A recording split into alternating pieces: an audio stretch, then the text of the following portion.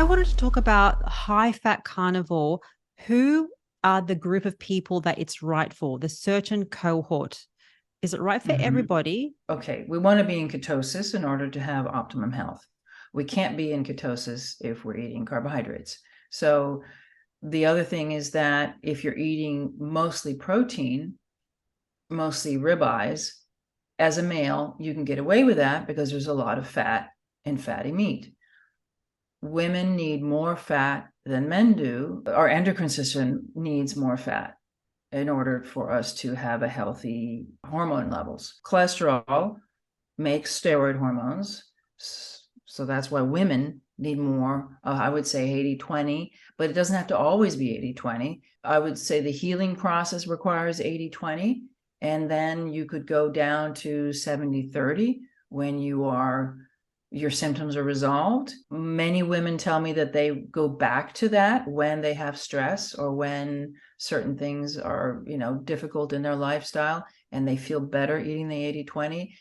It doesn't have to be the same every day. I'm not a numbers person. You get to a point where you are healed, and then you'll have more. If I have 8 clients in a day, I may run and get more butter on my jerky than a day when I'm not having 8 clients. So it differs. It doesn't have to be the same every day. Men, I usually start with 70-30. I love that you said that it doesn't have to be the same thing all the time and it differs every day because by genders, we differ. By day to day, we differ with our And stress our levels. energy needs differ every Yes. day. Absolutely. Lack of sleep, more stress, women that are menstruating, women that are going through their menopause, men that have erectile dysfunction, men that have prostate issues, man boobs, all these different things, different issues arise where you need to go high fat. But I understand that the umbrella under which all this occurs is happening in your endocrine system. So, can you Yes. explain to those people watching out there what is our wonderful endocrine system and what does it consist of? Okay, so the endocrine system it's the glands that make hormones in our body, and the hormones are signaling agents that tell the body what to do. Basically, it makes physiology happen. It tells organs what to do, heart how fast to beat, when to beat, etc. It does everything. All steroid hormones are made out of cholesterol, and all thyroid hormones, peptide hormones, are made out of protein. So there are no carbohydrates. No hormones are made out of carbohydrates. So they're not necessary for the endocrine system. The thing about the endocrine system, though, is that I call, and many other sciences call, thyroid the master gland. It directs every single other gland and production of hormone in the body. It regulates everything. In fetal gestation, it's the first gland formed before the neural tube. It is the first gland that when vertebrates moved from out of the water onto the land, they needed a thyroid because they couldn't take the iodine that was in the water with them. So the thyroid evolved that way, and it directs every other hormone function in the body. So, when it comes to these issues that we're experiencing, day to day symptoms, what are the warning signs that we have a problem with our endocrine system, the glands underneath, like adrenals? We spoke about thyroid. It could be ovaries. It could be your testes. These are all these different glands that sit under the endocrine system. What Right. are the side effects that both men and women can see there's something wrong and it needs to be addressed? I would say everything. I would Oh, say gosh. everything because, really, because the thyroid directs everything. So erectile dysfunction, they're going to put it to low testosterone, but the thyroid hormone regulates how much testosterone is made out of the fat you eat. If you are under a lot of stress, you will be making cortisol, which is a steroid hormone, but not able to make perhaps as much testosterone. So you can either have a low fat diet, you won't be able to make much testosterone, or you can have low thyroid function, you can't make much testosterone, or you don't have enough iodine, which is what thyroid hormone is made out of, Mm. which will also regulate how much testosterone you make. So it could be things like feeling fatigue, itchiness, bad skin, eczema. It could be pain, Um, arthritis, inflammation. the skin is a very adrenal organ. The digestive system is, I would say, the intestines. So the tissues seemingly more sensitive to adrenal dysfunction are skin and digestion, because if you're in a fight or flight state, you won't be able to digest. Your skin is very sensitive to psoriasis, eczema. That's more adrenal. Sympathetic nervous system, depression, things like that are also very adrenal. But again, depression, bipolar illness, schizophrenia, these are all things related to low thyroid function. So you kind of go, the heart is told how to beat by adrenergic stimulation, which are neurotransmitters that come from the adrenals, but thyroid hormone tells them the rhythm to tell the heart how fast to beat. And when we take pills and potions and all these different things that the Western doctors kind of tell us, that's why it doesn't work, because you're not fixing the root cause of the problem. How many people do you see have thyroid or adrenal issues? Almost everyone. Almost everyone has these issues. So most likely, if you're watching this, and most likely if you have a weight problem, if you're coming to carnivore because you want to heal, you most likely have to address an underlying issue, which is exactly what we're going to talk about with these 10 tips. And this is where, because I really wanted to make it clear in terms of, people trying that one stick of butter protocol, they're gaining weight. And then you have these other bigger influencers saying you don't have to eat one stick of butter a day. You can just eat fatty meat and that's okay. Do you think in your experience that the one stick of butter a day is essential for people to heal and to eventually lose weight? Okay, the stick of butter thing is following me around like a bad penny. I used a stick of butter and a pound of meat as a way to visualize, for people to easily visualize an 80-20 ratio. It doesn't have to be a stick of butter. It could be tallow. I would prefer beef tallow or lamb tallow, mutton fat, ruminant, because that is the least inflammatory. Why are some people gaining weight? Because they have to heal. You cannot, if you are in a state of fight or flight, your body will hold on to weight because it thinks that it's holding on to calories for you to run away from danger. So if you're in constant fight or flight, you've been yo-yo dieting all your life, running 10 miles a day like I did when I was in my 20s, you will put yourself into a constant high cortisol state, which will hold on to weight. Inflammation causes the same issue. Trauma and stress cause the same fight or flight response. Your body doesn't know if it's a tiger, abuse, malnutrition, you taking your phone to bed, all of these things causing a dopamine, too much dopamine signaling, all these things can cause hyperstimulation and put you in a fight or flight state. Your body will not lose weight in a fight or flight state because it thinks you need that tissue, which can be burnt for energy. So I would say that a high fat carnivore diet works because it's anti-inflammatory. It lowers cortisol. It takes you from that hypersympathetic state into a parasympathetic state, so you're no longer in fight or flight. So that's why I use it. Doesn't have to be a stick of butter. It could be 4 ounces of beef tallow. So maybe people should stop talking about the one stick of butter and start talking about overall increasing your fat intake to the 80-20. I think it's haunting you a bit. That's a lot of words. But it's haunting you a bit, right? Well, so only because butter. So I live in Italy. I get great butter. I can't get carnivore bars. I can beg and plead a butcher to give me a hunk of, I don't want suet because I use suet for making tallow creams for my skin, right? But I don't like to eat suet. So I will get beef ribs and make my version of carnivore bars because they have a ton of fat on them. But butter is my go-to. I don't have any issues with butter, but people who have incredibly inflammatory or in an incredibly inflammatory state may be sensitive to the tiny amount of milk protein in butter.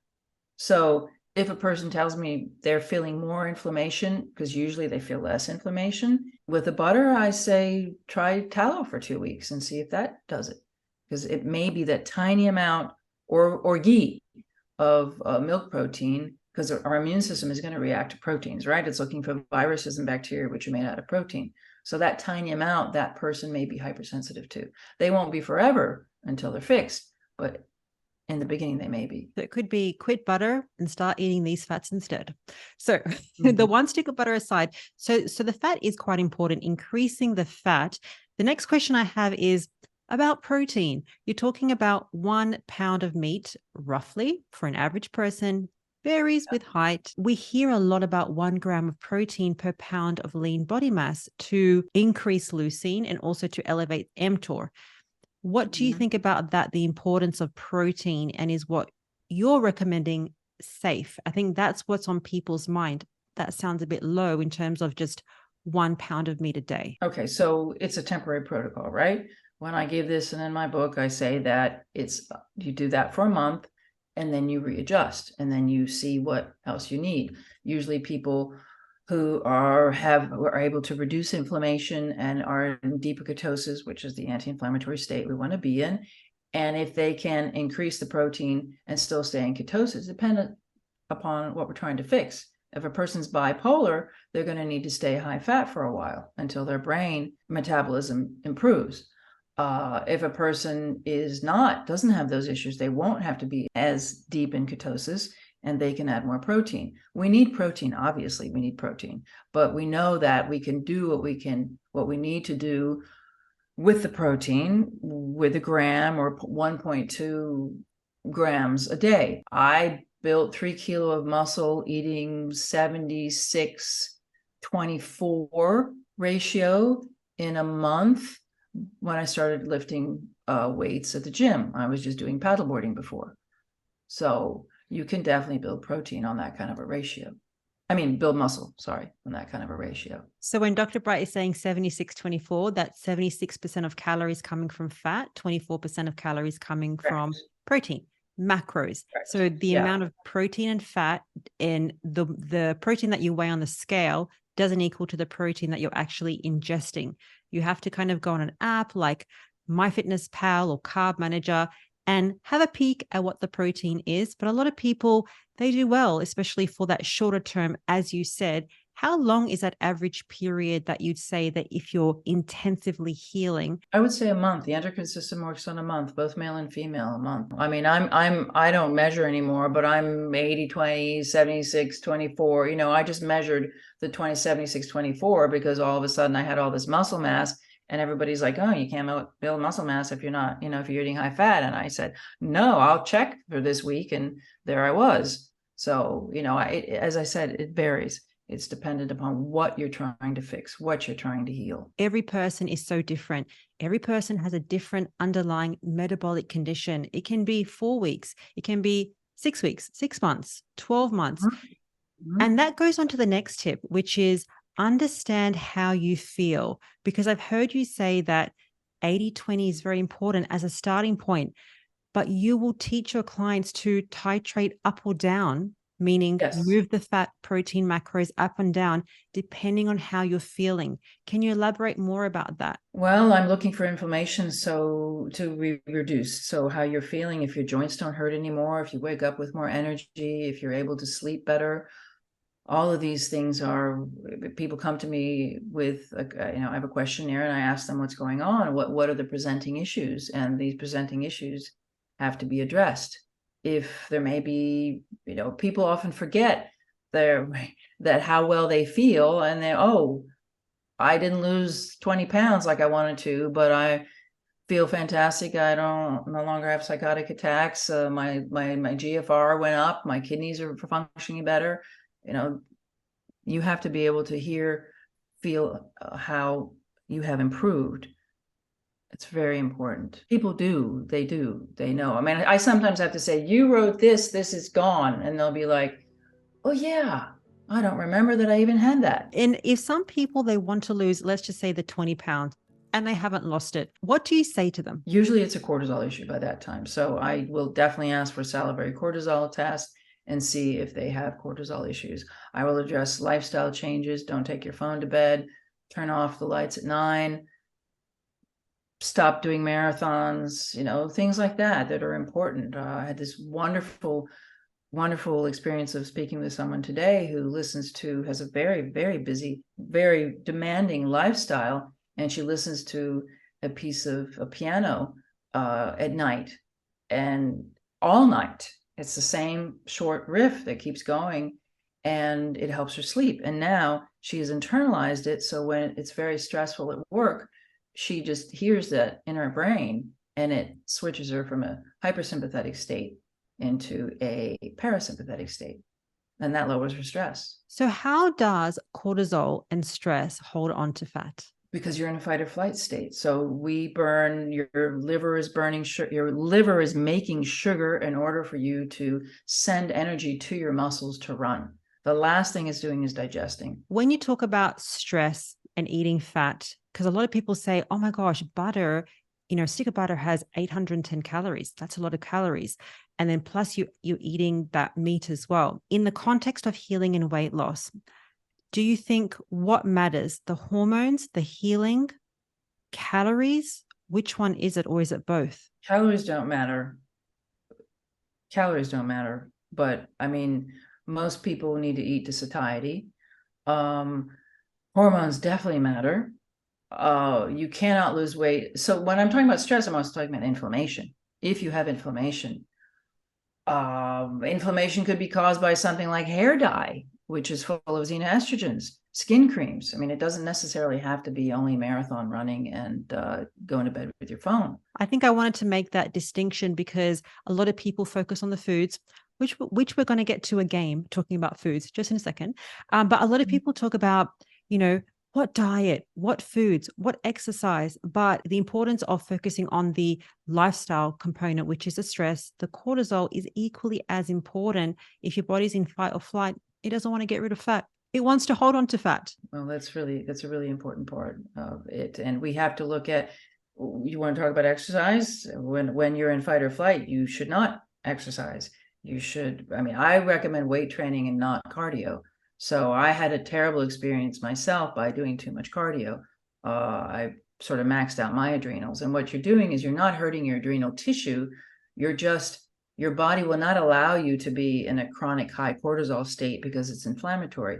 It burns neurons and pulverizes bones. So your brain, your pituitary gland, will no longer produce ACTH to tell your adrenals to make cortisol. So you end up with low cortisol.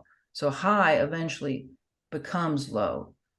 So cardio, people who have horrible reactions to, you have to remove stimulants in that state because stimulants are kicking your adrenals in the butt, making them produce adrenaline, because any kind of stimulant, caffeine will force, or exercising, cardio, you'll feel sick. You won't recover from the exercise well because you're kicking your adrenals, forcing them to make cortisol. And I love a quote that you said that if you exercise, anytime that you're doing intense exercise for 15 minutes or longer, it's stressful. And it's like you're chasing a bear or something. You're being chased by a bear. Oh, your cortisol levels are, studies shows that if your cardio is high for more than 15 minutes, your heart rate is high for more than 15 minutes, you will go into, your body will start producing cortisol. So the trick is to keep it under that. That's why I like weight training, because you're pausing, you're doing reps, you stop a minute, you're not in this, I don't like high intensity interval training for that reason, because it's constantly keeping your heart rate up. So the whole point of it is to calm our hormones down for men and also for women. So pertaining to exercise, do you like the long walks? Long walks are wonderful. Smell flowers, hear birds, long walks, you're engaged in nature, you're in a parasympathetic state because you're not on a treadmill looking at a machine telling you go faster, go faster, go faster. The whole heart rate cardio comes from calories in, calories out. It doesn't work. It's not true. Hormones matter. Hormones decide everything. What about non-structured exercise like paddleboarding, which I know that you love? Yes. Just getting out in the yard and like doing some yard work, doing, full body movements. That's yes. Great for hormones, right? Yes.